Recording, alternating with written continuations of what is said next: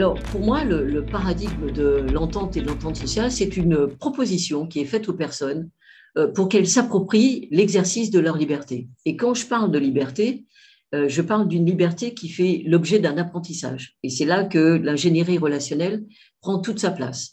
Et c'est la liberté dans la relation.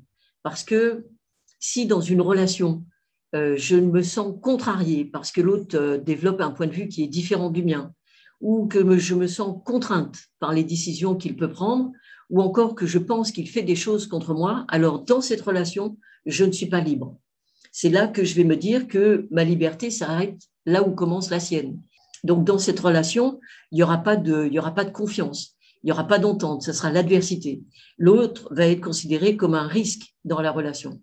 Et l'apport de l'ingénierie relationnelle et particulièrement de la qualité relationnelle, ça va me permettre d'avoir des connaissances et d'acquérir des compétences qui vont changer ma posture dans les relations. Je vais apprendre d'abord à me distancier, je vais reconnaître à l'autre sa légitimité d'avoir un point de vue différent du mien. Nous n'avons pas les mêmes valeurs, nous n'avons pas les mêmes croyances, nous n'avons pas les mêmes expériences, pas les mêmes connaissances. Donc, il est tout à fait rationnel que les points de vue que nous développons soient différents. Mais pour autant, cette différence ne va pas faire l'objet de défiance. Au contraire, en pratiquant l'altérité, c'est-à-dire en reconnaissant que l'autre, ce n'est pas moi, on est différent, je vais m'enrichir de cette différence qu'il apporte dans la relation plutôt que de la craindre. Et avec cette posture en altérité, je vais être libre dans la relation et l'autre également va être libre dans cette relation. Donc, j'ai tout intérêt à pouvoir transférer des compétences qui vont permettre à chacun de pouvoir être libre dans la relation parce que du coup, c'est dans ces libertés-là que les miennes peuvent s'épanouir. Alors, quand je dis que la liberté, ça s'apprend, je dois dire aussi que c'est un apprentissage qui est exigeant, qui n'est pas facile parce que c'est un changement dans les représentations, c'est un changement dans les modes de communication. Donc, ça demande de la réflexion, ça demande du temps, ça demande de l'expérimentation. Mais c'est au bout des relations qui sont beaucoup plus agréables à vivre.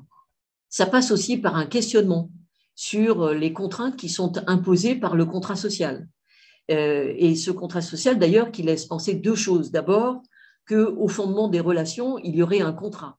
Or, on voit bien dans notre vie de tous les jours que ce qui nous fait rentrer en relation avec les personnes ou qu'on choisisse de ne pas rentrer en relation avec les personnes, c'est le fait de s'entendre ou de ne pas s'entendre avec ces personnes-là.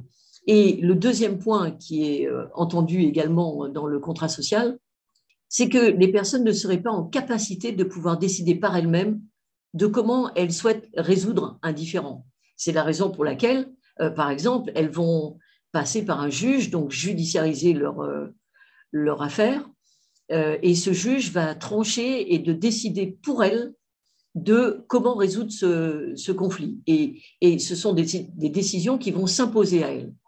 Or, le constat qui est fait par les médiateurs professionnels dans leur mission de médiation, c'est que les personnes sont tout à fait en capacité de pouvoir décider par elles-mêmes et dans l'entente de comment elles souhaitent sortir de leur conflit. Bien sûr, il faut qu'elles soient accompagnées dans cet apprentissage, mais elles sont tout à fait en capacité de développer des réflexions dans le champ de la rationalité et de prendre des décisions éclairées, c'est-à-dire en dehors de toute dynamique émotionnelle.